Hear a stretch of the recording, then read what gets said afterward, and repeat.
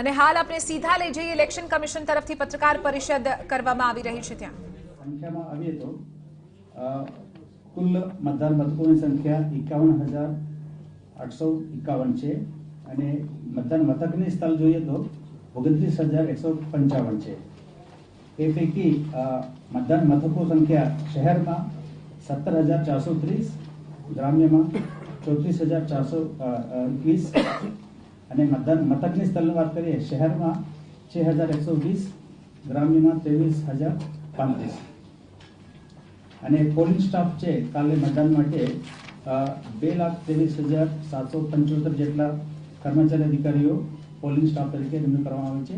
એ પૈકી 57,000 ઉપરના presiding officer, એટલી સંખ્યામાં પ્રથમ પોલિંગ ઓફિસર અને 24,244 પુરુષ મેલ પોલિંગ ઓફિસર, 85,000 ઉપરના મહિલા પોલિંગ ઓફિસર અને 5,000 ઉપરના માઇક્રો ઓબ્ઝર્વર્સ, 6,000 ઉપરના સેક્ટર ઓફિસર્સ આવતીકાલના ડ્યુટી માટે તૈનાત છે। અને એના ઉપરાંત પોલીસ ફોર્સ તરફથી લગભગ 1,20,000 કરતાં વધારે પોલીસ કર્મીઓ આવતીકાલે ચૂંટણી માટે સલામતી વ્યવસ્થા માટે ફરજ બજાવશે। અને છેલ્લા 48 કલાકનું જે સાયલેન્ટ પીરિયડ છે ગઈકાલ સાંજે શરૂ થયેલા છે અને ગઈકાલ સાંજે પણ થોડા મેં બ્રીફ આપેલા છે। 48 કલાકમાં પ્રચારનું બંધ છે અને અમારા તંત્ર તરફથી પોલીસ તરફથી જે મતદારો નથી કે મતવિસ્તાર પણ રહી શકે નથી કેમ્પેન માટે આવેલા એવા મહાન બહુની બધા ચેકિંગ કરવા માટે એની સૂચના ડિટેલ સૂચના અમે અધિકારીઓને પણ આપેલા છે, મીડિયાને પણ આપેલા છે અને એનું પીરિયડ હજુ ચાલુ છે એટલે એનું કઈ વસ્તુ કરવાનું છે એ બધા વિગતવાર ઓલરેડી મેં આપેલા છે। અને અમારા ફ્લાઇંગ સ્ક્વોડ સ્ટેટિક્સ ટીમ્સ બધા રાઉન્ડ ધી ક્લાક તૈનાત રહેશે અને કોઈ નાગરિકોની કંઈ કમ્પ્લેન કરવાનું હોય તો સિવિલ એપમાં તો કરી શકાય અને 1950 પણ કરી શકાય। આ દરમિયાન 11:04 થી 19:05 સુધી એક્ઝિટ પોલ બંનેની બાબતમાં પણ અગાઉ મેં પ્રેસ બ્રીફ આપેલા છે અને ઓપિનિયન પોલનું પણ પ્રતિબંધ છે। અને ઉમેદવારોની સંખ્યામાં આવી જતો 26 પાર્લામેન્ટરી બેઠકો માટે કુલ 572 ઉમેદવાર પત્રો રજૂ કરવામાં આવેલ હતી।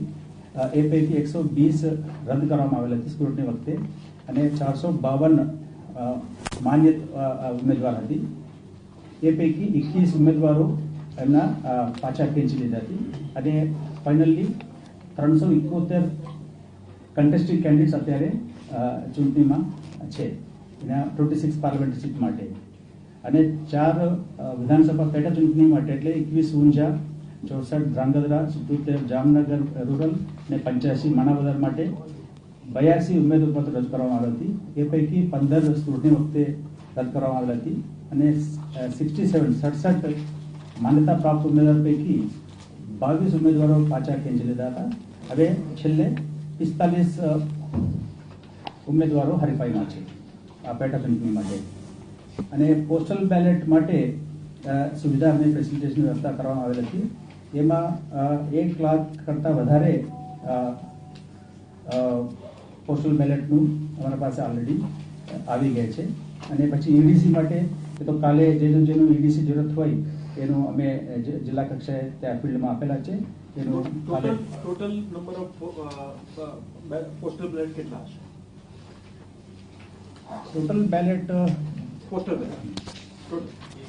બેલેટ 2 લાખ ઉપર છે। 2,91,000 પોસ્ટલ બેલેટ ઇસ્યુ કરવામાં આવેલ છે। એમાંથી 1,03,36 પોસ્ટલ બેલેટનું ફેસિલિટેશન સેન્ટર ઉપર મતદાન થયેલ છે। 1,03,000 હજી કાઉન્ટિંગ 1,03,000 હજી કાઉન્ટિંગના સમય સુધી જેમને પોસ્ટલ બેલેટ ઇસ્યુ કરવામાં આવેલ છે એ લોકો એમનું મતદાન અને પોસ્ટલ બેલેટ એ સંબંધિત આરોને મોકલી શકે અને કાઉન્ટિંગ માટે 28 સેન્ટરો છે। એ પૈકી 27 છે પાર્લામેન્ટરી એટલે 26 પાર્લામેન્ટરી કોન્સ્ટિટ્યુન્સી માટે। આણંદમાં 2 સેન્ટર છે અને જામનગર રૂરલ માટે જે પેટા ચૂંટણી થાય છે તેના જગ્યાના અભાવના કારણે જામનગર રૂરલ એસેમ્બલી પેટા ચૂંટણી માટે અલગથી નોટિસ સેન્ટર એક રાખવામાં આવેલ છે. ટોટલ પોલીસ કર્મીઓ કેટલા છે? 1,20,000 ઉપર. 1,20,000 ઉપર. એક્ઝેક્ટ નંબર નથી આપણા સંવેદનશીલ અતિ સંવેદનશીલ કોના સાહેબ? મિલિટરી અને પેરામિલિટરી ફોર્સ કેટલી બહારથી આવી રહી છે? સેન્ટ્રલ એજન્સી કે સેન્કશન તો હા, હા એ જે કઈ હોય સર પોલીસ સ્ટાફ વિશે અને એમની ફરજો વિશે